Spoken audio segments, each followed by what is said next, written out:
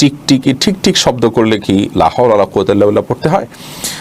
আমাদের সমাজে প্রচলিত আছে যে টিকটিকি যদি ঠিক আওয়াজ করে, তার আওয়াজই টিকটিকি টাইপের, এরকম আওয়াজ করলে তাহলে সেক্ষেত্রে কোনো কিছু আমরা বললে তখন টিকটিকি আওয়াজ করলে তখন সে আমাদের সমর্থন করলো, কথাটা সত্য সঠিক এরকমটি।